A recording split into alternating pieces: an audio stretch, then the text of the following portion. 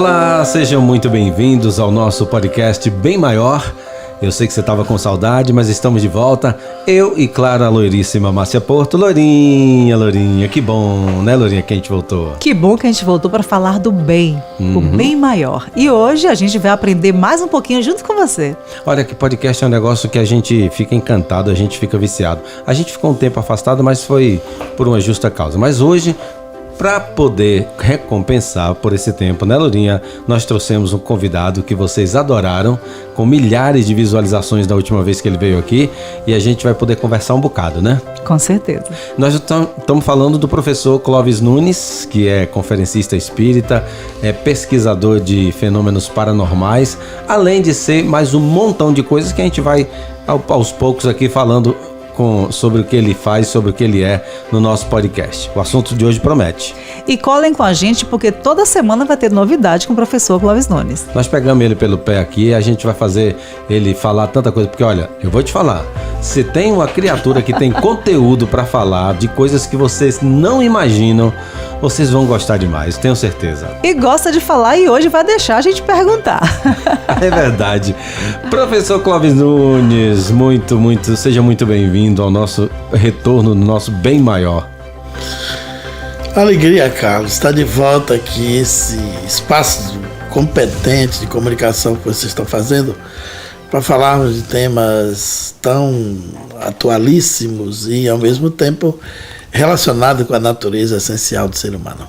É verdade. Olha, a gente precisa, na verdade, tocar em alguns assuntos de uma maneira mais profunda e mais permanente, porque são coisas que as pessoas estão se perguntando, estão acontecendo pelo mundo, a vida está mudando de uma forma muito rápida, as coisas estão acontecendo e a gente está aqui para poder ajudar você a entender um pouco disso tudo, né, Lourinha?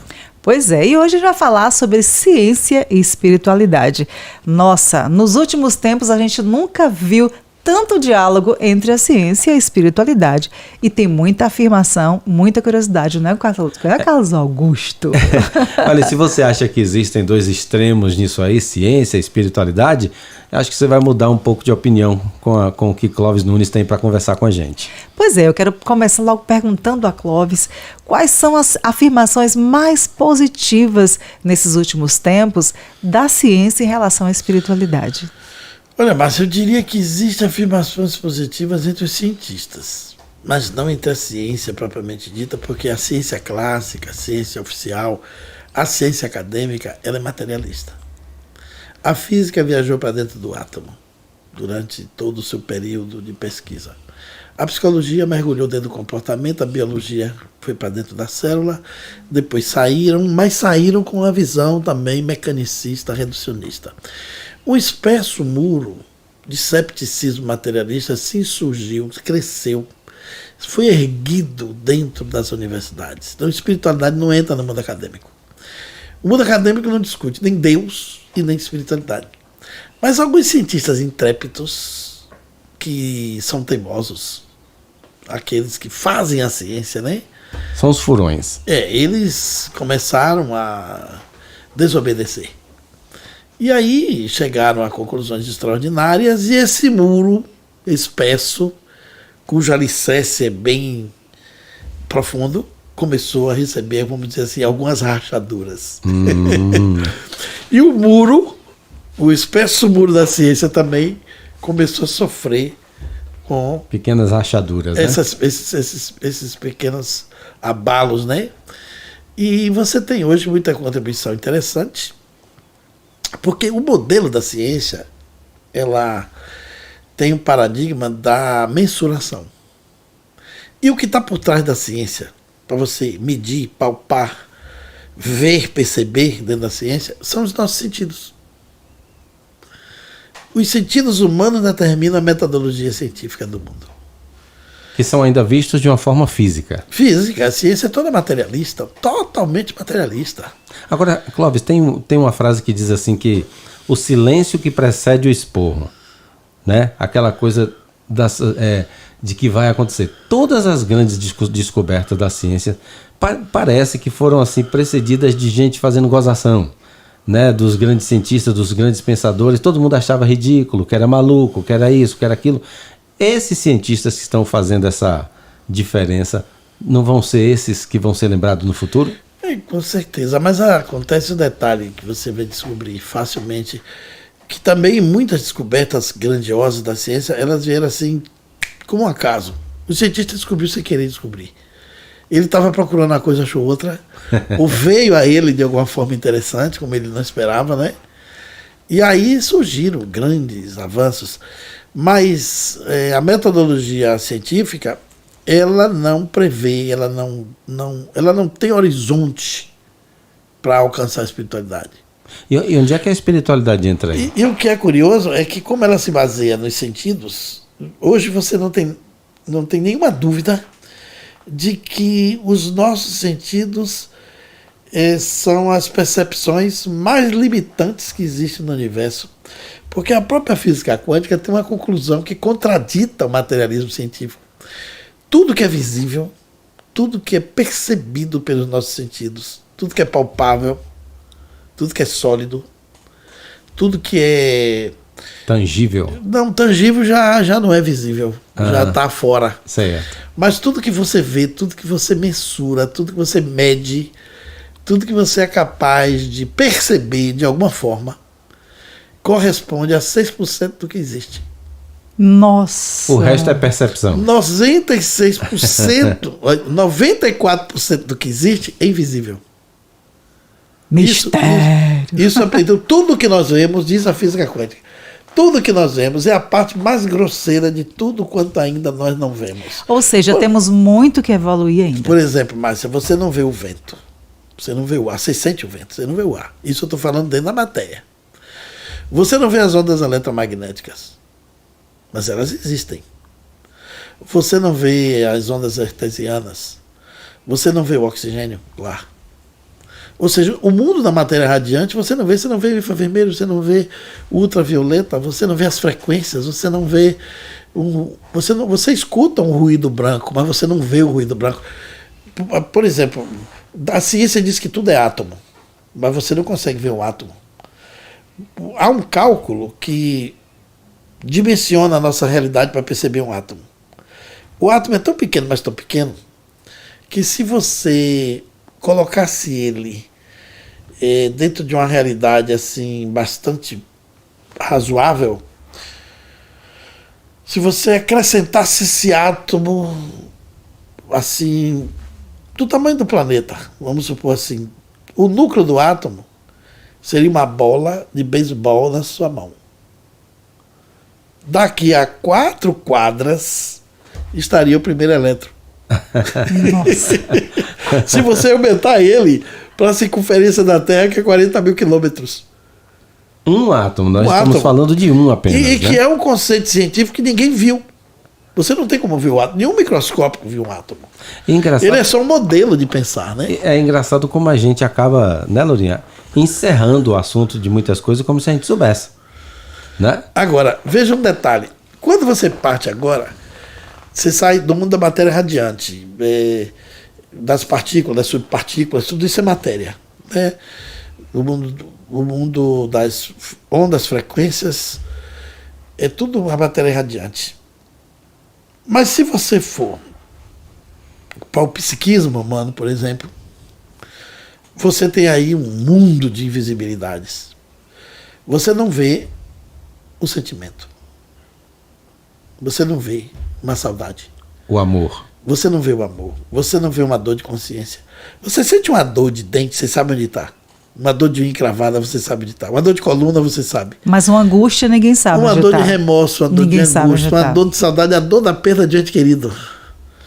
Se acreditava na Idade Média que era o coração, né? Que era no coração. Daí veio o nome decor, de decorar, de sentir. Tanto é que tem umas fotografias com a imagem do Sagrado Coração de Jesus, que é Jesus com o coração cheio de luz lá de fora. Jesus e Maria, não sei se vocês já viram. Sim. Toda casa tinha, né? Vinha da Idade Média da seita do Sagrado Coração de Maria, do Sagrado Coração de Jesus, porque se acreditava que o coração de um santo era tão iluminado, tão puro, que irradiava luz, né? Tinha poder de irradiar luz. Mas depois que a ciência avançou, e você descobre o seguinte: você olha uma pessoa e fala assim, fulano tem um bom coração. ele vai para o médico e pode ser um cardíaco. Ou então você diz assim, fulano tem um bom coração, ele pode estar usando marca-passo. Mas o coração que você quer se referir não é o órgão. É o espiritual. É o espiritual, é algo que não é daqui. Nós somos um universo de infinitas e pulsantes existências, pensamentos, vibrações. Como é que você pode ver um pensamento? Nenhum cientista, mas nenhum físico pode pegar uma lousa, um papel e descrever aqui uma fórmula física da expressão de um pensamento. Ou seja, professor Clóvis Nunes, nós temos que ter a consciência que como somos muito mais espírito do que matéria. Com certeza. A matéria é energia congelada, dizia Einstein, né? Energia coagulada. A energia, por exemplo, a ciência admite que você tem a energia, a matéria. E mais nada fora disso. O espírito seria um outro elemento, mas a ciência não admite o espírito. No dia que a ciência oficial admite o espírito, no dia que o espírito for considerado o objeto de pesquisa da ciência oficial, nós teremos a maior revolução que a Terra já teve. Porque você vai mudar. Vai abrir uma dimensão de consciência humana muito grande. Você tem que mexer, conceitos. Você tem que mexer no campo da medicina, da biologia, você tem que mexer no campo da astronomia, da engenharia, tudo você tem que mexer, até na economia. Você tem que mexer no direito, você tem que mexer na filosofia inteira, nas religiões todas. Embora, como você falou, a ciência ainda é muito materialista, mas a espiritualidade lá está o tempo todo intrínseca dentro da ciência de hoje, né? A gente vê fenômenos, a gente vê depoimentos, inclusive de médicos que eram céticos e hoje já se permitem acreditar que tem algo superior, né? A gente vê muita coisa nisso. No campo da ciência da consciência hoje, a gente pode botar assim, que a ciência tem ramos que se extrapolam, né? Algumas áreas de pesquisa que estão sendo desenvolvidas dentro do campo da consciência. Se acreditou muito tempo que a nossa consciência, dentro da visão materialista, ela era uma segregação cerebral. A consciência era uma segregação do cérebro. Mas aí veio a década do cérebro. Mais de 200 cientistas se reuniram e passaram um tempo pesquisando o cérebro e chegaram a algumas conclusões. Alguns axiomas, vamos dizer assim. Um dos principais axiomas é que jamais o cérebro humano conseguirá explicar um dia como é que funciona profundamente o próprio cérebro humano. E o outro axioma poderoso é assim: o cérebro não gera o pensamento. Ele não segrega a consciência nem a mente. Muito menos o pensamento. Mas todo mundo é um ser pensante, mas o cérebro não pensa. O pensamento é que pensa pelo cérebro, mas o cérebro não pensa o pensamento. Da mesma forma que não é o telefone que fala, a fala que fala pelo telefone. Exatamente. Se você achar que seu telefone está falando com você, você está esquizofrênico. Então, nós somos seres pensantes. Nós temos um pensamento. E isso não está na dimensão mecânica da matéria. A ciência nunca parou para poder responder o que vem antes de tudo isso? A ciência não se ocupa com o que vem antes. A ciência se ocupa com o que é percebido. Então a ciência não explicaria o que é o pensamento? Não interessa a ela isso. Ela acha que o pensamento é uma coisa do cérebro, da estrutura nervosa, dos neurônios, dos milhares e milhares de combinações neuronais.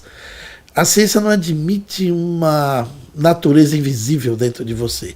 Ela não admite a vida após a morte.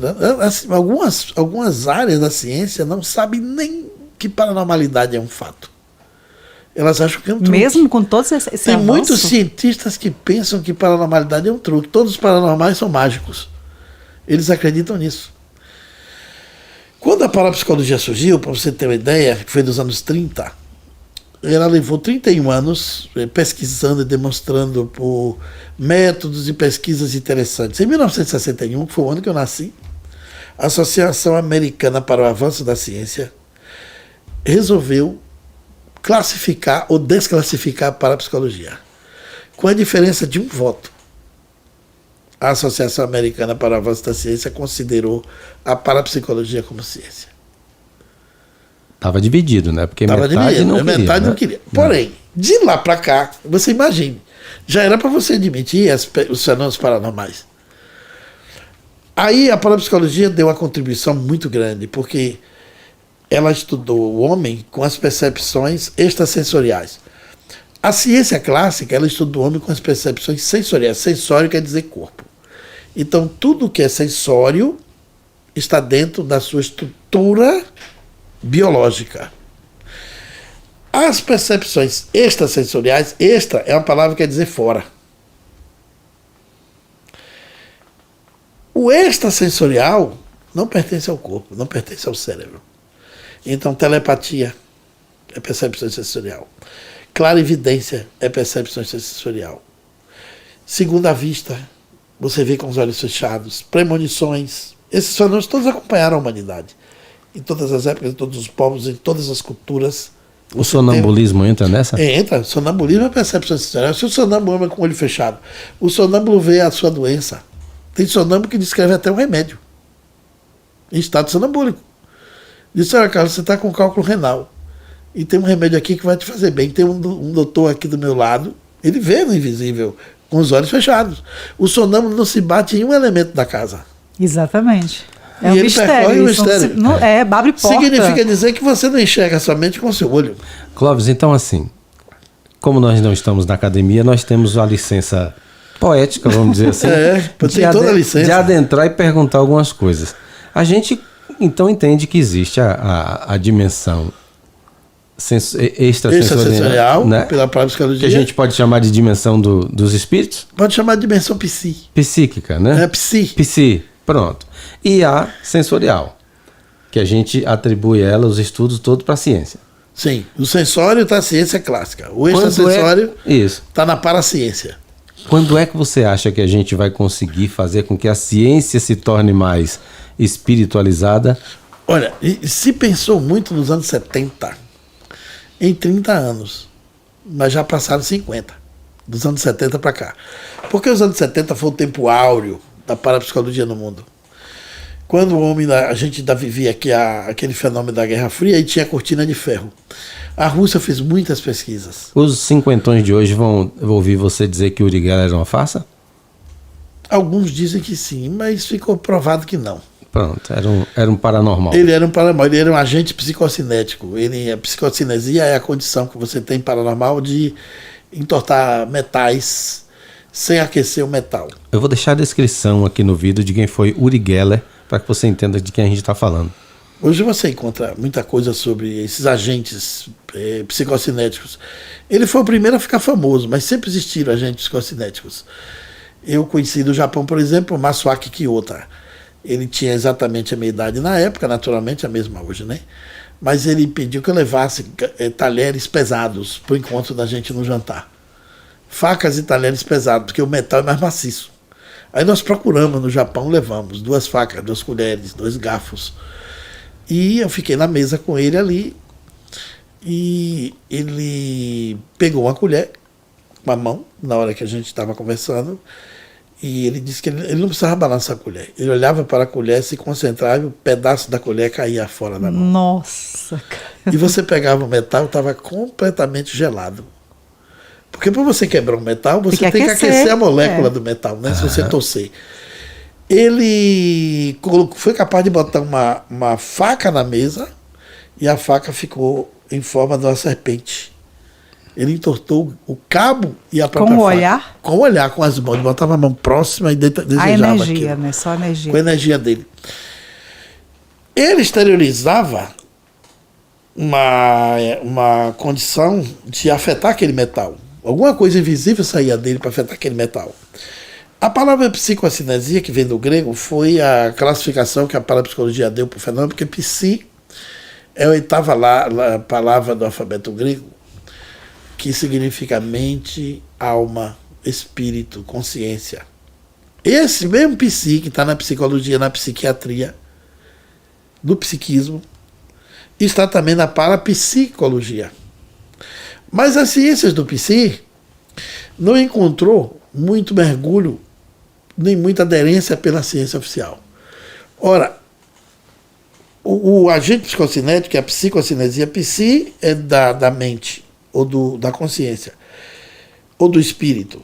Kinesis quer dizer movimento, que se aportuguesou como kinesia. Então, psicocinesia, o CO vem de comunicação. Então, a psicocinesia é a comunicação da mente com a matéria. Quando o agente psicocinético alcança o metal, alcança, por exemplo, um copo desse de água, ele pode fazer esse copo levantar e ir até ali, ó, e pousar lentamente, sem barulho. Há paranormais com essas condições. Já houveram testes visíveis em público. Aí o que acontece? Isso altera a lei da gravidade, isso altera tudo que você conhece na física. Mas as pessoas não param para pesquisar isso porque o preconceito admite que isso não existe. Ou o preconceito não deixa admitir que isso existe. Então, um agente psicocinético como Masuaki Kiyota, ele, por exemplo, ele pegava um filme velado e pensava num quadro que ele viu quando visitou o museu em Chicago. Nossa. E você, naquela época dos filmes, você revelava em uma hora, você pegava aquele filme e mandava revelar e estava um quadro. Não era a pintura perfeita. Vinha a imagem que ele tinha na cabeça. Que ele tinha na cabeça, desfocada, mas estava ali. Uhum. Então, um fenômeno espetacular. Você conseguir fazer isso com a sua mente. Isso significa dizer que se um homem na Terra é capaz de fazer isso, todos nós seremos um dia. Era essa a grande pergunta, né, Loura? Uma das grandes perguntas. Porque ele era apenas um diferenciado, uma pessoa diferenciada que, por razões que nós ainda não dominamos, nasceu com a condição de exteriorizar essa sensibilidade, ou essa paranormalidade. Mas é como se nós fôssemos um programa muito complexo, o ser humano fosse um programa muito complexo, e que a gente só sabe acessar até agora, em 200 mil anos de civilização, a gente só sabe acessar o Word. Nossa, muito limitado ainda, né? Limitadíssimo. E a ciência está dentro da dimensão dos sentidos. Isso aí é que é mais grave. Como estamos atrasados. Atrasados. Agora, uma curiosidade que eu tenho.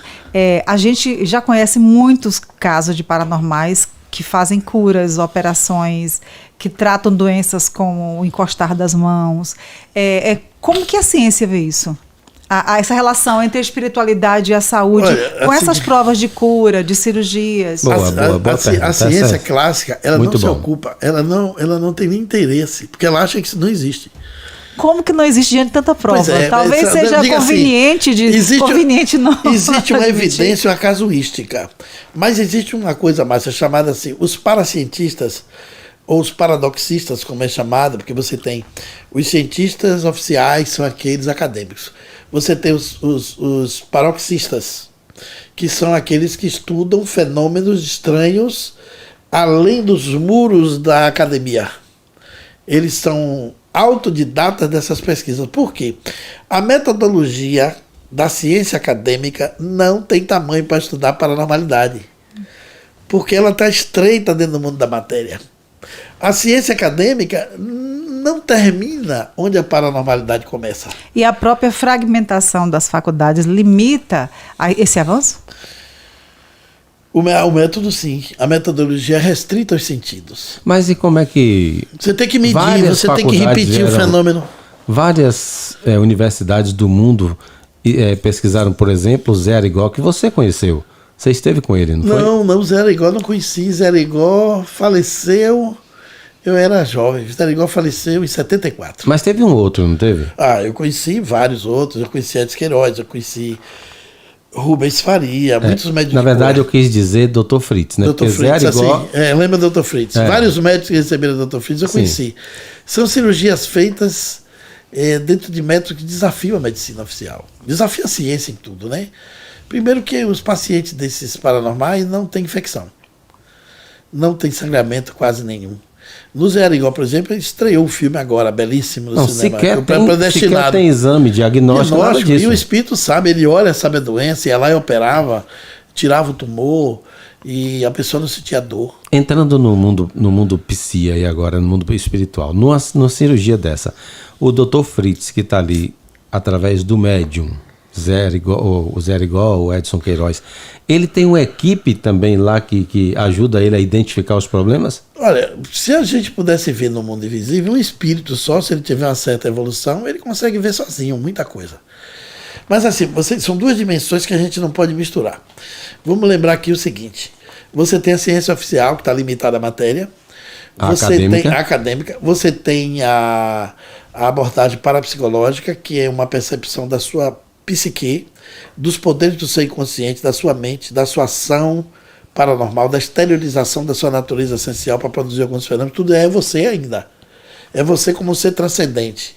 O paranormal é aquela pessoa que tem uma capacidade de produzir fenômenos paranormais. O para não quer dizer anormal. O paranormal não é o sobrenatural. A palavra para quer dizer paralelo, vem ao lado de. Então o paranormal só não é habitual, mas é completamente normal. Ele não é, o anormal é patológico. O paranormal é sadio. A gente não pode confundir paranormalidade com anormalidade. Agora, quando você vai tratar de Dr. Fritz e fenômenos espirituais, aí já não é paranormalidade, já é mediunidade. Porque precisa... As pessoas confundem, foi bom você falar isso, fortemente. Confundem muito paranormalidade com mediunidade. Toda mediunidade é também uma paranormalidade, mas nem toda paranormalidade é uma mediunidade. Então existem paranormais que não são médiuns. Isso, existe. Que não são agora, nem, embora todos os médios sejam paranormais, sim. Tem paranormal que não acredita em espírito. Ele acha que ele faz sozinho. Que ele produz o fenômeno a partir do corpo físico. Eu conheci um que não acreditava nem em Deus. Nossa. Ele ainda estava naquela fase de descoberta dele, achava que era um ser que tinha poderes, né? Então, você tem a dimensão do espírito, já é um outro complexo, é outro universo. Mas a hipótese é simples. Se nós não somos só a matéria, somos o espírito que na matéria habita, o paranormal confirma o espiritual. Porque se você tem percepções extrasensoriais, o extra quer dizer fora, né? Por exemplo, hoje você tem uma coisa clássica, bem conhecida.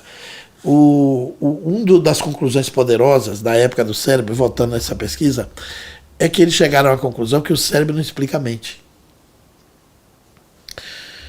O cérebro é o computador, mas a mente é o programador do cérebro.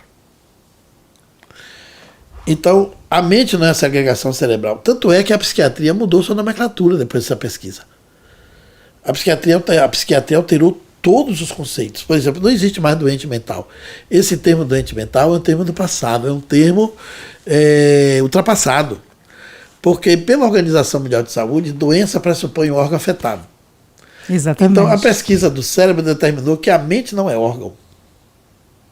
A mente não é órgão. Isso é interessante. O cérebro está saudável, mas a mente está doente. A mente pode estar doente. É igual chamar uma pessoa... Ou a mente pode estar saudável e o cérebro está doente.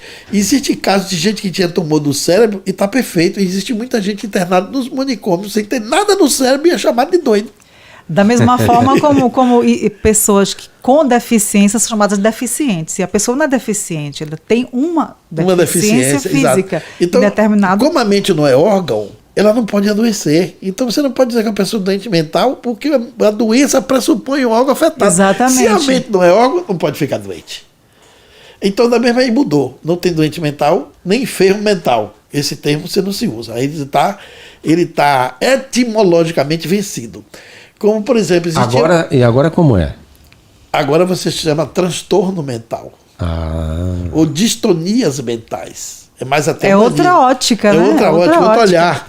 O termo histeria, por exemplo. A mulher histérica, já ouvi falar muito isso. A gente não chama o homem de histérico, que o homem tem histeria também. Exatamente. Mas era, na época, machista, uma denominação que desconceituava. Exclusivamente para o gênero feminino. Mas o pior de tudo, Márcia, o pior de tudo é a origem de onde a palavra, para que a palavra foi criada. É do século XVIII, o termo histeria. Olha que coisa absurda, para 18 para 19. A histeria quer dizer que a mulher histérica, se acreditava que o útero murchava, entrava pela corrente sanguínea e ia para a cabeça. Nossa, coitadinha de nós, Por mulheres. isso que se dizia assim, subiu para a cabeça. Ódio. A expressão vem daí. Então o útero não tem nada a ver com essa viagem, é delírio total. Histeria não existe esse termo, é inadequado etimologicamente. Então na ciência não usa mais esse termo, não existe mulher histérica. Agora, falando não existe também, sabe outra coisa que você vai achar incrível? É chamar o termo psicose e neurose. Não existe mais? Não existe mais. Ose quer dizer degeneração. O psi e a mente é a mesma coisa. Se você não pode adoecer, como é que pode degenerar? Então o título do filme de o filme Psicose, que era o nome dele? Alfred Hitchcock. Está desatualizado cientificamente. Bom, mas porque a psicose não existe mais. Não existe mais o PMD, que é o psicótico maníaco, a psicose maníaca depressiva. Não existe mais esse sistema. Tudo foi mudado. Então você tem hoje os transtornos mentais. Agora tem que ter cuidado para as mulheres não continuar sofrendo discriminação, porque a mulher diz assim, fiquei transtornada. Então já está enquadrada na modelo para psiquiatria. Quando eu era criança, eu tocava fogo em um bocado de coisa e eu ganhei um termo que ficou marcado para mim para sempre, porque eu era chamado de piromaníaco doido. Que bullying pesado. Que redundância exagerada. Pois é, mas acontece, mas isso leva a você a um pensamento interessante. Isso é um avanço enorme, porque a ciência, uma área da ciência médica, já admitiu que a mente não está dentro do cérebro ali, como ser uma segregação dele. Não, aí é uma quebra de paradigma. Quebrou completamente, é um avanço enorme. Agora, tanto é que você tem a depressão, as depressões endógenas e as exógenas. As depressões endógenas, elas estão dentro da sua estrutura craniana, que existe um hormônio que produz a depressão. Tanto é que já falam até em uma espécie de cura quântica, que alguns deprimidos, essa glândula segrega o hormônio da depressão 45 dias depois da ausência do sol. E tem hospitais hoje já tratando assim, abre o telhado, o paciente que está catatônico recebe o sol pela abertura da telha, desde as 5h30, 6 horas da manhã, na frente uma clarabóia lá aberta. Para poder a glândula não liberar o hormônio da depressão daqui uns dias, para ela ficar abastecida. Veja como a gente precisa estar chamando até de síndrome da ausência do piquenique. Em alguns deprimidos, né? Agora, existem as depressões exógenas, as que estão fora. Você não encontra o hormônio da depressão segregado, você não encontra disfunção no cérebro, você não cura com remédio da farmacologia. Essa é mais espiritual? Essa é espiritual. Da mesma forma que você tem, por exemplo, no exame de eletroencefalograma, quando você pega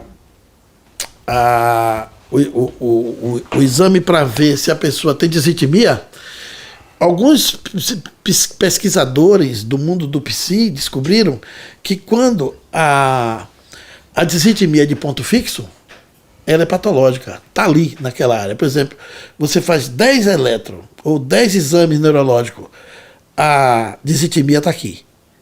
Mas se você faz uma segunda, ela está em cima. Se você faz a terceira, ela está atrás. Ela não é de ponto fixo, ela está variando, pode ser problemas de influências espirituais, perturbações espirituais, atuando no teu cérebro, através de tua mente. Aí o aparelho não pega. Por exemplo, foi feito, só vai até aí. Na época que Chico Xavier estava entre nós, foi feito exames de Chico Xavier em transe com o espírito de Emmanuel, e deu traçados de características que ele era portador do grande mal, que ele possuía epilepsia, e ele nunca foi epiléptico. Porque quando a mente de Emmanuel sintonizava com a dele, produziu uma disritmia que só os epilépticos tinham. Mas como a epilepsia é uma patologia, o transe mediúnico não é, ele estava completamente normal. Sob a influência do espírito alterava o aparelho. O atraso desses conhecimentos, inclusive de forma popular, para que chegue até as populações, as pessoas, tem feito as pessoas sofrerem emocionalmente e de forma psíquica também. Não é? Tem feito as pessoas sofrerem coisas que de forma desnecessária até, não é? Muitas doenças que são chamadas doenças, às vezes são emergências espirituais que a pessoa não sabe conduzir. Tem casos que são absurdos. Por exemplo, o indivíduo é paranormal. Ele se deita, aí ele tem a exteriorização consciente do seu duplo, da sua consciência, fora do corpo. E ele chega, de repente, quando ele está lúcido, ele alcança a lucidez antes de abrir os olhos. Ele fica lúcido do lado do corpo, ele se vê dois. Aí ele olha e vê o corpo dele deitado. Ele tenta chegar no corpo e não chega. Ele sofre uma aflição por aquilo. Ele procura um médico. Se o psiquiatra não tiver atualizado, ele não vai não olhar para ele. Alucinação consciente. Passa lá um bocado de psicotrópico. Dopa o cara. Dopa o cara. E passa remédio para uma doença que não existe. Acabou a vida do cara. Aquilo é uma paranormalidade. E se nós formos dois realmente? E algumas pessoas têm capacidade de se ver dois. Onde está a doença? É o duplo etérico, né? Ô Clóvis, deixa eu te perguntar uma coisa. Já que a gente fala em espiritualidade e ciência, tá? Nesse caso, você acha, assim como muita gente tem pensado nisso, que o autista é o momento de ruptura desses dois lados? O autista é outro fenômeno. Não existe nenhum sintoma que diagnostique ele como autista, a não ser a observação do comportamento. Mas se você fizer o exame do cérebro dele, está tudo normal. Ainda tem um detalhe, tem vários tipos de autismo, né? Isso, diferentes níveis. Vários Diferentes níveis. gradações. Por isso é chamado de espectro, né? Espectro talvez seja um dos enigmas da ciência. Porque os excepcionais autistas, como muitos outros excepcionais, eles chegam no seio da família e trazem sinais de amor. O que eles conseguem tirar de emoção positiva de um pai, de uma mãe, de um irmão, de um primo, é algo extraordinário, fora do eixo. Mas se a gente fosse levar isso na questão da teoria da conspiração espiritual, a gente poderia dizer que o autista ele está trazendo para nosso mundo Uma forma diferente de ver o outro? Não, o laboratório de um corpo em transição. São hipóteses, mas há quem afirme que o autista ele tem um mundo próprio, ele vive para um mundo interno, ele não se socializa como as outras pessoas. Alguns autistas, por exemplo, ele tem uma excepcionalidade para mais e tem uma normalidade para menos. Ou seja, alguns sentidos eles são carentes, são debilitados de alguns sentidos, algumas funções de alguns sentidos, e as outras eles são extraordinariamente inteligentes, fora do normal. Eu não sei se você assistiu um filme de um autista que foi bem interpretado por o Hoffman, aquele ator de estatura pequena americana, um gênio do cinema. Dustin Hoffman. Ele retratava um caso real. Uhum. Ele conseguia decorar um catálogo telefônico inteiro, com todos os números. Uhum. Então ele tinha uma memória avançada para matemática, como muitos outros autistas têm, mas ele tinha excepcionalidade em outras coisas. Então tem muitos excepcionais gênios. São gênios em uma área e excepcionais para menos em outra. Excepcionais para mais em um contexto da inteligência e são deficientes em outro. Agora, ainda há muita coisa a se descobrir nisso. Como é uma curiosidade bacana essa, viu, Loura? Como deve ser, que eu acredito que você já deve ter alguma pesquisa nesse sentido, a ciência lá no mundo espiritual? Deve ser uma ciência bastante diferente da nossa, né? Porque o espírito, por exemplo, ele não tem... Por exemplo, alguma coisa interessante. Tem um médium no sul, chamado José Araújo, em Blumenau. Ele recebe uma carta psicografada do Dr. Hernani Guimarães Andrade, que aqui no Brasil ele foi um dos maiores pesquisadores de fenômeno de poltergeist. Poltergeist é uma palavra do século XV, da Alemanha, criada na Alemanha. Polter quer dizer barulho e Geist quer dizer espírito. Espírito faz barulho, espírito barulhento. E o poltergeist é aquele fenômeno conhecido, relacionado às vezes com a casa mal assombrada, de objetos que se movem sozinhos, fogo que aparece sem contatos humanos. Aqui na região de Feira eu pesquisei 13 poltergeists. De São José, aqui dentro da cidade, no interior. Euclides da Cunha Euclides também. da Cunha, essa região aqui Santo Estevão teve um caso interessantíssimo, poltergeist que duraram muito tempo. E o poltergeist está acontecendo uma hora dessa, tem poltergeist acontecendo em muitos lugares do planeta. A gente aqui não sabe, mas é um fenômeno recorrente, constante. E o Dr. Hernani pesquisou muitos. E quando ele chega no além, ele manda uma carta para os amigos da Terra, falando do conhecimento do espaço, como que ele era um cientista aqui desses assuntos. Aí ele diz que lá a maneira de pesquisar, a ótica de ver é tão diferente que o poltergeist, por exemplo, não tem muita importância de investigação. Aqui, você se impressiona quando você vê um óculos levantar sai sozinho, sai bater correndo na com parede, né? Ou você vê um fogo produzido. Mas como lá, eles sabem como é que produz, quer dizer, lá é o mundo do mais. Então aqui é o mundo do menos. Então o mais explica o menos. Aí não faz sentido você estudar o menos na ótica do mais, porque o mais já revelou o que é o menos. Então aqui para nós, por exemplo, nós estamos limitados na matéria, que a matéria tem peso, está na lei da gravidade, o espírito, a consciência, fora do corpo, ele penetra essa sala aqui, passa por esse objeto, passa por dentro do nosso corpo, e a gente não sente, porque o espírito não ocupa o mesmo lugar, no mesmo espaço que o nosso. Essa lei da física que diz 2 corpos não ocupam o mesmo lugar no espaço, o que faz essa taça não descer por essa mesa, não funciona lá no mundo dos espíritos. Então lá o conhecimento deve ser tão fantástico, tão na frente. Se você imaginar aqui na Terra, nós estamos aos poucos desmaterializando o planeta. Constantemente. No meu livro Transcomunicação, o último capítulo que eu escrevi daqui de Feira para o aeroporto de Salvador. Eu tinha virado à noite, estava com sono, aí eu ia falando o livro, e minha esposa que estava atrás ia escrevendo no punho. Aí do avião de Salvador para Brasília eu terminei. Porque eu estava com a cabeça cheia, envolvido com aquelas informações, ficou fácil. Então veio a ideia assim, eu estava numa feira lá de Frankfurt, na Alemanha, de informática. Aí tinha um nome assim, informação. Aí vinha de informação, vinha informática, telemática, ia derivando a palavra. A última determinação derivada de informação era desmaterialização. E eu comecei a notar assim, com esse olhar de quem é autodidata na ciência, de quem pesquisa, você acaba se construindo num comportamento de observar, tendo um olhar que os outros não têm, um olhar diferente. Se você parar para analisar, existe uma desmaterialização em tudo no mundo. Já vem acontecendo. De muito tempo. No passado, você tinha muita matéria para pouca informação. Exatamente. Hoje você tem pouca matéria para muita informação. Se a gente for lá para o tempo de Moisés, ele recebeu, que é um fenômeno de psicografia na pedra. Para ele receber 10 ideias, precisou de 2 lâminas de pedra, né? Para escrever os 10 mandamentos, 5 de um, 5 de outro.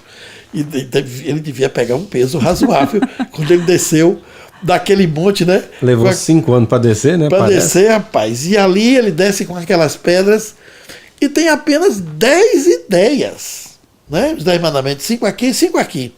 O que foi aquilo?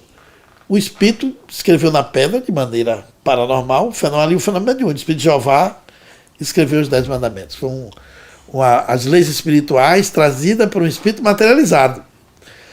Estava em forma de luz e tal. E aí Moisés apresenta aquilo ao povo. No século XV, Gutenberg descobre a imprensa e vem os pergaminhos. Né? A melhora dos pergaminhos, porque os egípcios já tinham feito pergaminhos, rolos, né? Mas quando Gutenberg faz a imprensa, que o pergaminho vai para a imprensa, os 10 mandamentos viram muita matéria para pouca informação. Os pergaminhos de Gutenberg já é pouca matéria, muita informação. Aí no século XVII vem um livro. No século XIX vem os linotipos, que era aquela letrinha na ponta do chumbo. Isso. Para formar de um em um, que fazia a chapa nas antigas gráficas que você deve ter alcançado. E que fazia a chapa, botava na impressora, fazia página a página. Tudo ao contrário. Tudo ao contrário para poder imprimir certo. Para poder imprimir certo. Então você teve do pergaminho de Gutenberg até o livro, lá o pergaminho era muita matéria, pouca informação. O livro, pouca matéria, muita informação. Aí, nos anos 80, 90, vieram os computadores. Lembrando que Gutenberg foi quem fez a primeira Bíblia, não foi? Foi. A partir dele, imprimiu a primeira Bíblia, que pesava, era 1,80 m e pesava alguns quilos. Era 2 homens para carregar na cabeça. Porque as letras eram graúdas, né? Então dava muitas páginas, era pesado. Do Gutenberg para o livro. Aí do livro de linotipo para o computador, você tem o livro, muita matéria, pouca informação. O computador, pouca matéria, muita informação. Concorda? Completamente. Aí você avançou do telefone fixo, que era um telefone de disco que a gente rodava assim, com o dedo. Ele estava preso na tomada, fixada na parede, que tinha um cabo que ia para o poste da rua, que tinha uma linha que de 30 em 30 metros passava no poste, tinha uma caixa de passagem em cada bairro e tinha um negócio chamado bloco BLI, que cada linha daquela rua entrava num bloco daquele para poder dar manutenção quando dava problema, quando pifava as conexões. Muita matéria para pouca informação. Aí veio o telefone sem fio, celular. O telefone celular, pouca matéria muita informação. Aí o primeiro era analógico. Aí depois vieram o smartphone, o telefone inteligente. Aquele celular, lembra do PP55, que pesava? A gente PT650? PT650. Depois veio um 55 que era mais ou menos, mas era tudo PT. Aí já era o StarTAC, né? StarTAC. Mas você botava um dia de carga para valer 1 hora. Hoje você bota 1 hora para valer um dia. Aí mudou. Aí veio o telefone saiu do analógico para o telefone digital. O telefone analógico, muita matéria, pouca informação. O telefone digital, pouca matéria, muita informação. Agora vamos para o mundo espiritual. Não, a gente ainda tem agora as nuvens, né? As nuvens. Tem as nuvens. Que também é muita matéria. Ilimitado. É pouca matéria, muita informação. Ilimitado. Informação, pouca matéria. Pouca matéria. Ilimitado. Mas se você for para além, o mundo das consciências sem corpos, ou das inteligências sem cérebro, que não tem massa, não tem peso, não ocupa lugar no nosso espaço, o além é nenhuma matéria. Pura informação. Fantástico. Mas é para onde a gente está caminhando. Para onde a gente caminha. Então a gente está desmaterializando o planeta, desmaterializando a matéria, porque nós estamos nos espiritualizando aos poucos e não percebemos. Olha, eu gosto muito de citar Ramatiz em algumas situações, porque ele sempre fala uma coisa que eu acho bacana nessa desmaterialização. A gente vai chegar a um ponto que vai ter corpos mais esguios, mais altos, com menos densidade e com mais informação. É o que vem acontecendo há milhares de anos, né? Porque nós éramos homens primatas. cérebro pequeno, coberto de pelo pelo corpo, né? Aquela coisa bem sinistra até. Os braços acho que eram até maiores do que passava do joelho, de uma forma que era muita matéria, pouca informação. A gente, olha como a gente está hoje, né? O Carlos, vou fazer agora aqui uma curiosidade. Quando eu estava com essa ideia na cabeça, que eu vim da feira de Frankfurt, eu fui no banheiro da Alemanha. Aí eu me lembrei que na minha infância, quando surgiu o papel higiênico, porque aqui no Nordeste, muita gente deve se lembrar, quem morava na pobreza, guardava o papel de embrulho do pão, do secos e molhado, num prego atrás da porta do banheiro. No interior a gente via muito isso. Nem todo mundo tinha dinheiro para papel higiênico. Quando o papel higiênico surgiu, eu que comecei a trabalhar cedo na área da construção civil, era uma louça que você embutia no banheiro e tinha uma madeira com uma mola dentro. Sim. Que você botava o papel higiênico apertadinho na medida e você encostava ali. Isso. Aquele papel tinha 10 metros. Era uma massa desse tamanho de papel. Era um rolo grosso. Essa ideia que eu escrevi no meu livro tem uma desmaterialização em tudo. Que eu coloquei. Já estou curiosa. Eu fui usar o papel higiênico da Alemanha. Aí era novinho e estava assim, contém 30 metros. A massa era dessa grossura. E não tinha um buraco grande para caber aquela madeira. Já era o porta-papel higiênico mais avançado, um ferrinho fino que ficava ali. Papel resistente. Papel resistente, tinha 2 dobras, 2 lâminas de papel. O daqui era uma só, era aquele papel avermelhadinho. Tem até perfumado, né? Rapaz, eu disse, olha aqui, até o papel higiênico está se desmaterializando. O papel higiênico da minha infância do Brasil tinha muita matéria para pouca informação. E aquele papel tinha pouca matéria para muita informação. Pois olha, na França, alguns banheiros da França não tem mais mictório. O banheiro masculino não tem mais mictório. O que tem? É uma parede onde jorra uma cachoeirazinha na parede e o homem vai lá e faz o xixi dele na parede. Misturado na água. A água embaixo tem um ralo que está uma água corrente constante. Então, é uma desmaterialização do mictório também, não, né? E aquela água desce, é tratada, a urina é separada, todos os efeitos e volta para ser a mesma água que corre na parede. Vamos voltar Exatamente. à espiritualidade. Vamos voltar à espiritualidade porque eu me lembrei que ele tocou no assunto assim. Uma coisa que eu acho que vai ligar esses dois mundos ciência é a transcomunicação, não é? Olha, com o tempo que a ciência for ficando mais escoimada dos seus preconceitos, das suas limitações, e mais cientistas intrépidos, ousados, audaciosos, se interessarem por espiritualidade, porque hoje você vê que é uma coisa interessante. Olha, você aprende a ser médico e sai de lá materialista. Aí você vai para o hospital. Aí, de repente, você tem um paciente que é acometido por um fenômeno de EQM. EQM é um fenômeno chamado experiência de quase morte. Quase morte, exatamente. O paciente morre, tem a parada cardíaca e respiratória, alguns casos para o cérebro, já teve casos do médico assinar o óbito. E o paciente ser levado ao necrotério, debaixo do lençolzinho todo coberto, né? E a enfermeira chegar no elevador, ver que a boca, o lençol entrava e saía. Aí ela tira do elevador, dá massagem, aperta a campainha, corre, o cara ressuscita.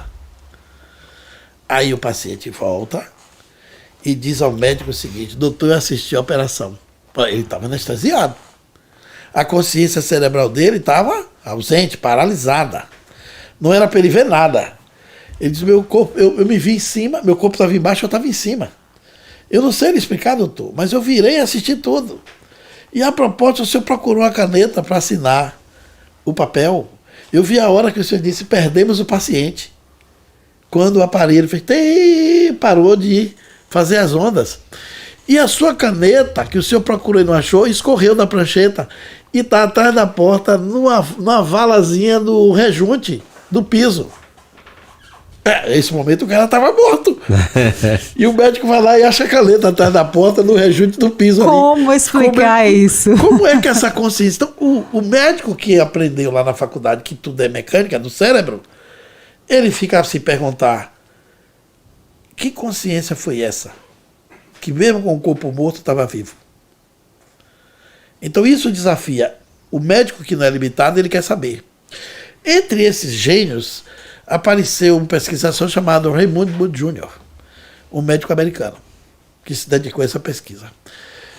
Depois veio outro chamado Raymond Rich.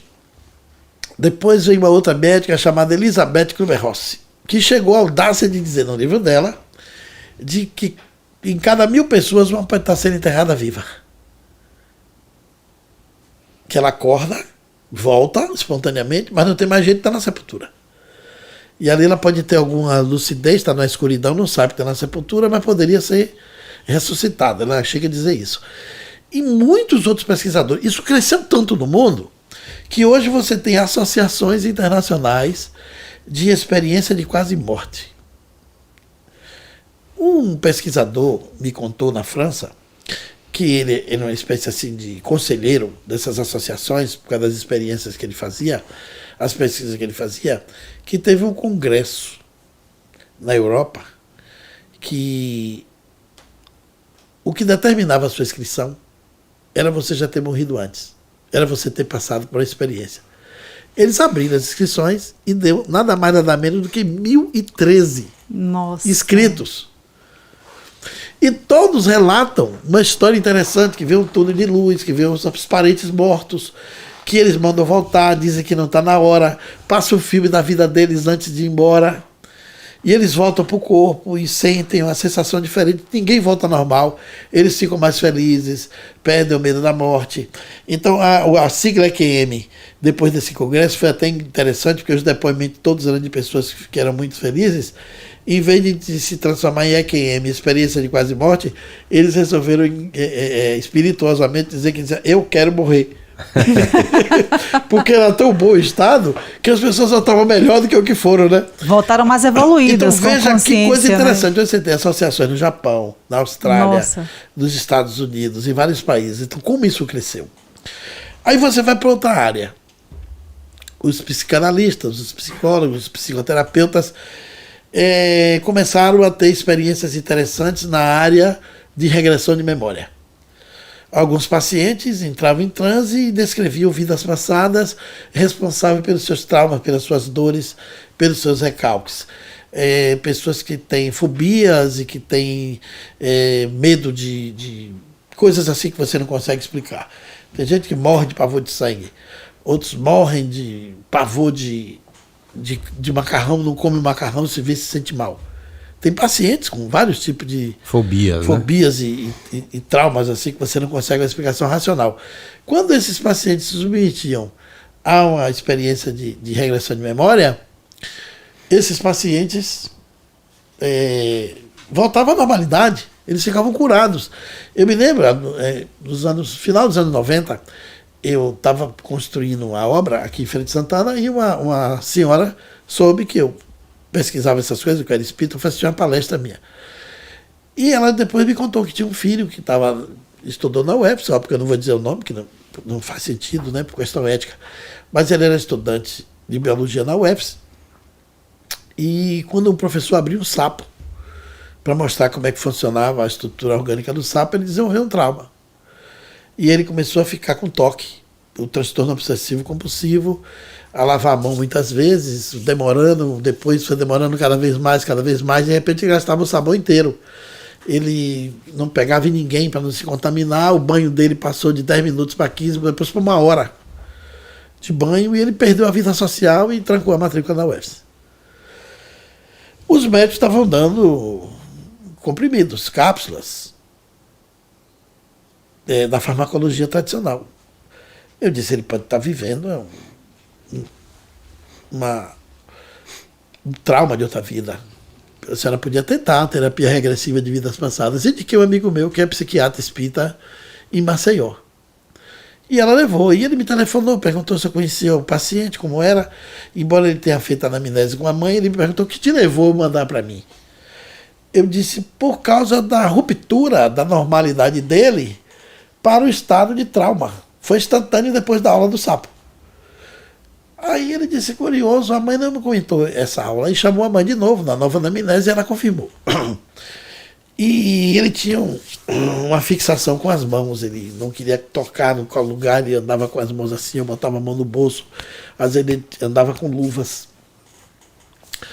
E ele disse, Clóvis, acho que eu vou começar pelas mãos dele.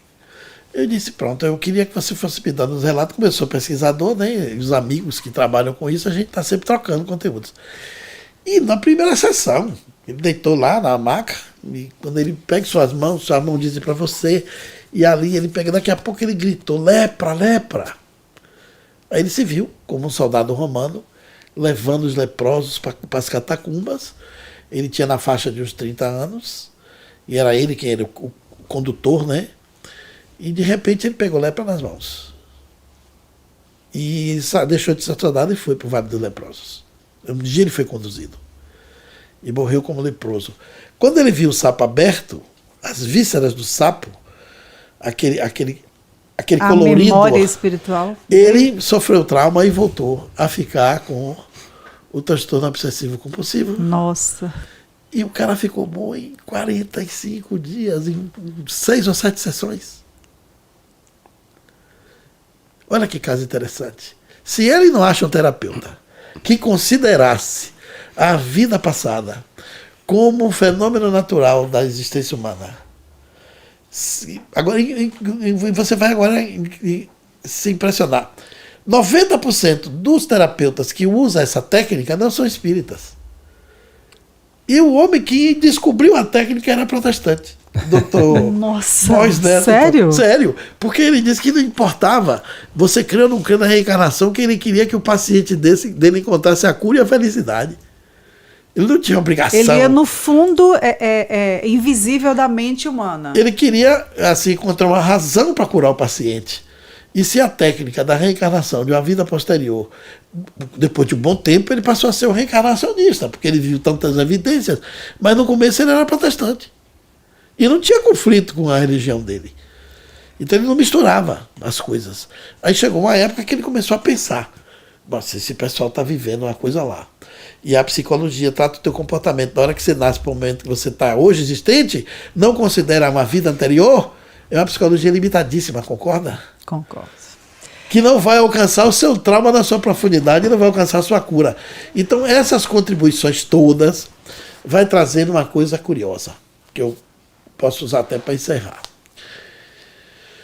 Diante de tantas contribuições notáveis de pesquisadores em números, são inúmeros, não são poucos, mas eles são mal vistos dentro do estabelecimento. Físicos, por exemplo, que querem encontrar na física pontes com o mundo espiritual, com o transcendente, como Fritjof Capra, que escreveu o tal da física, o ponto de mutação. Físicos como Patrick Drouot, francês, que escreveu o livro Física Transcendental, que escreveu Nós Já Vivemos Antes.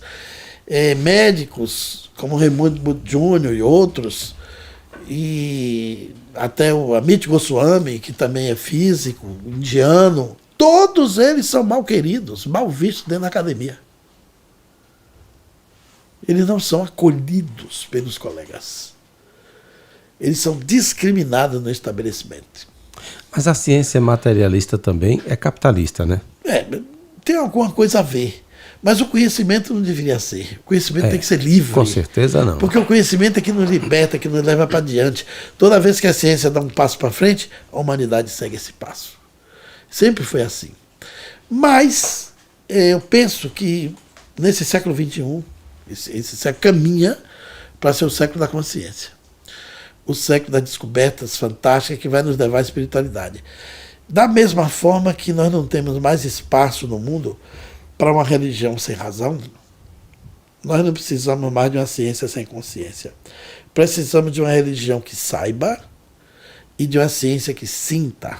Perfeito. Precisamos de uma religião consciência. E precisamos de uma ciência com consciência. Consciência é ótimo. Aí nós temos a conexão perfeita. Conexão perfeita para que o mundo evolua mais rápido. O gênio que pensou isso foi o professor Hipólito Leon Elisar Rivaio. Allan Kardec, em 1857, publicou o Livro dos Espíritos. Que inclusive disse que você siga a ciência caso... Mas nos anos 60 do século passado, ele publicou o Evangelho segundo o Espiritismo. Nesse livro, Evangelho segundo o Espiritismo, você sabe o que é que ele relata no primeiro capítulo? A aliança da ciência com a religião. Olha aqui, que ousadia para o século XIX. E aí ele diz que o ponto que falta para a ciência é descobrir as leis espirituais. Porque a ciência descobriu as leis da natureza dentro do universo da matéria, mas não pegou a ponta que transporta tudo isso para outra realidade, que é o espírito. Então a ciência ainda não chegou na fronteira. Mas está caminhando para isso. Está caminhando para isso, porque esses cientistas, como eu disse, os paroxistas, os intrépidos, audaciosos, aqueles que não se conformam com a limitação. E a gente precisa desses, né? Sempre. A ciência só evoluiu por causa deles. Porque você pegar todos os grandes cientistas foram rechaçados pelos pares que achavam que não era possível. Você imagine. O próprio Allan Kardec foi expulso da faculdade, da academia, né? Não, ele da Academia de Cultura da época, né? Mas eu me lembro, por exemplo, como Thomas Edison inventou o fonógrafo, que é o protótipo do gravador. Ele mandou um jovem chamado Dumont apresentar o primeiro modelo de gravador de voz humana, que era um fonógrafo. A Assembleia tinha mais ou menos os 300 sábios. Isso foi na França. Ele não podia ir, mandou um físico, um estudante de física de confiança dele, chamado Dumont. Olha que coisa incrível. Ele apresenta o fonógrafo, fala, reproduz a voz dele, e um sábio da plateia se levanta, vai na frente do palco, pega ele pelo colarinho e diz: quem você pensa que é para estar querendo enganar uma plateia de sábios com um simples truque de ventriloquia? Você acha que um negócio desse de fio vai gravar a voz humana? Você acha que nós somos tolos? Expulsou o cara de lá. Thomas Edison exigiu a carta de retratação, porque o enviado dele foi desrespeitado publicamente, desmoralizado. Imagina! Hoje você tem um aparelho de celular desse e evoluiu pra caramba do fonógrafo de Thomas Edison. E isso não faz muito tempo. Era lá na Assembleia de Sábios. Então veja aqui como a ciência encontrou, as grandes descobertas encontrou, no meio das limitações das tradições, muita resistência. Aliás, Isaac Newton sofreu tanto isso, que ele foi um desbravador também, ele foi o pai da física do século XIX, ele só foi substituído por Einstein no século XX, né, que ganhou o trono de cientista do século XX. Isaac Newton dizia o seguinte: mede-se a grandeza de uma ideia pelo tamanho da resistência que se opõe contra ela. Nossa. Ele criou o axioma. É verdade, né? Porque ele sofreu muito na carne, né? Então hoje não é assim. E você imagina que nos anos 30, uma Assembleia de Sábios se reuniram na Europa e chegaram à conclusão de que os governos não precisavam investir mais em pesquisa nenhuma, porque o que o homem tinha que descobrir já tinha descoberto. Já está de bom tamanho. Já estava né? de bom tamanho. Você já pensou se a gente fosse acreditar? Se para ali? Nossa. Então, ainda deve ter na natureza tantas leis que a gente não sabe. Agora, Carlos, para você entender, para eu encerrar mesmo com a imagem aqui para o internauta, nos próximos podcasts, fazer as pontes. Se não for terraplanismo, tudo bem. Não, é o seguinte, para a gente entender como a ciência ainda está limitada, existe uma comparação que eu gosto de fazer, que é simples. a nossa natureza visível e biológica, que é limitada aos nossos sentidos, que os nossos sentidos são tão limitados que se dependesse dele, até hoje o sol nascia e ia se pôr no horizonte, concorda comigo? Foi Galileu Galilei, 250 anos atrás, que descobriu que a Terra que gira. Então o sol se levanta no horizonte porque a Terra girou. Mas não é o sol que está girando em torno da Terra, ele tem um giro próprio, ele tem uma rotação, mas a Terra que está fazendo órbita em torno dele, como a Lua faz órbita em torno da Terra. Mas os nossos sentidos não são capazes de ver assim. Tanto é que na poesia você ainda pode dizer que o sol se põe, né, que o sol vai nascer. A licença poética permite, que é o seu sentido que está visualizando. Exatamente. Para você entender que não é o sol que gira e sim a Terra, o que é que você precisa fazer? Se distanciar dos sentidos. Para você perceber espiritualidade dentro da ciência, você tem que se distanciar dos sentidos. Mas o modelo metodológico da ciência está preso aos sentidos, que são limitados, reduzidos, e não nos dá uma visão mais alargada. Então você tem que se distanciar. Então, se você pegar, por exemplo, o essencial, dizia o poeta Saint-Exupéry, é invisível aos olhos. Pegue um caroço de abacate, que é uma semente bem grande. Eu não vou botar uma sementinha pequena, não. Vou botar uma grande, que é o caroço de abacate, que todo mundo pega na mão assim, é grandezinho para você dar volume. Se um biólogo cortar em lâminas aquele caroço de abacate e botar debaixo das lentes do microscópio mais poderoso de rastreamento eletrônico e procurar a árvore do abacate, ele não vai encontrar. Concorda comigo? A árvore do abacate não está ali na dimensão visível. Está no invisível. Mas se você pegar aquele caroço e enterrar, botar debaixo do solo, uma força invisível que você não sabe, telúrica, que está na terra, impõe aquele abacate a botar um brotinho para fora. Imagine isso multiplicado por milhões de espécies, como a nossa visão ainda é. Vamos relacionar o nível que a ciência está. Aí aquele brotinho cresce, vai botar 2 folhinhas, depois vai saindo aquela coisa, daqui a pouco você vê um troncozinho assim de um palmo, 5 ou 6 folhas, a árvore do abacateiro cresce, fica imensa. Você já viu que passa no telhado?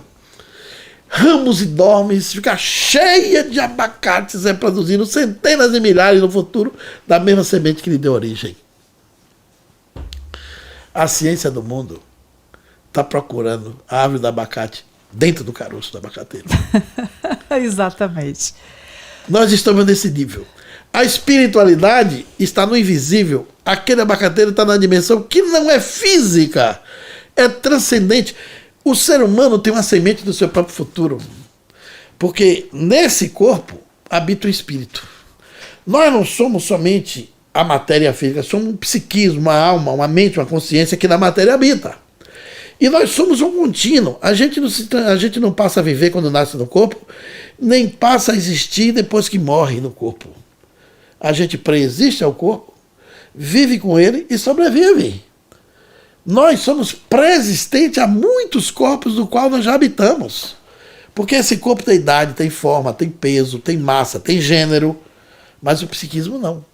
E o que a gente tem, na verdade, é tudo por causa de uma informação e não por causa de uma semente, né? Exatamente. A vida era chamada, na biologia, foi considerado muito tempo que a vida era movimento. A vida é informação. Então tá, né? A informação faz tudo. Só nos resta agora, literalmente, popularmente, sair da caixinha. Exatamente. Antes que você ampliar seja... nossos horizontes, olhar de outro prisma. Antes que você seja fatiado, né? Peraí, primeiro a gente se olhar em outro prisma, né? Porque nós somos a maior prova de tudo isso que Clóvis falou. Mas olha, essa foi a primeira parte, né, Clóvis? A gente vai ter uma segunda parte, uma terceira parte, uma quarta parte desses assuntos, porque, como você disse, fomos fazer uma série, né? Eu acho que é interessante, né? Discutir Vamos essas convidar coisas aí assim. os internautas ficarem ligadinhos aí, porque vem muita coisa boa, gente. E a gente tem muito que aprender, viu? Vou te contar. Nós vamos falar sobre transcomunicação ainda aqui com o professor Clóvis. Você vai gostar muito de saber o que é a transcomunicação instrumental que está se espalhando pelo mundo. Nós vamos falar sobre um bocado de coisa, mas fica ligado aqui no canal, se inscreve aí, ó, não custa nada, não vai chegar boleto na sua casa, só clica aí porque a informação vem. Pode ter certeza. E a gente já quer agradecer a você, Clóvis, por essa contribuição imensa, que foi realmente uma quebra de paradigma, abrir a mente das pessoas para verem o quanto nós, seres humanos, somos grandiosos, né? E temos muito, mas muito que aprender, gente. Vamos nessa caminhada? Vamos lá. Sou eu que agradeço a vocês. A chance de poder dialogar sobre esses assuntos tão interessantes, né? Para a gente se perceber que nós somos mais do que aquilo que a gente vê no espelho. E graças a Deus aqui com a internet sendo democrática, a gente consegue falar para muita gente. Nossa produção está dizendo ali que a gente vai ter uma live no futuro, né? Com é certeza, isso aí. Então, maravilha. Vamos lá. Clóvis, brigadão. Né, Lourinha? Vamos Obrigada. nós? O Bem Maior vai ficando por aqui, mas a gente promete voltar com toda certeza com mais informações. Muitíssimo obrigado por você estar colado com a gente, por estar assistindo a gente, porque é muito bom, né? Sempre juntos, hein? Cola aí. Tchau. Beijo.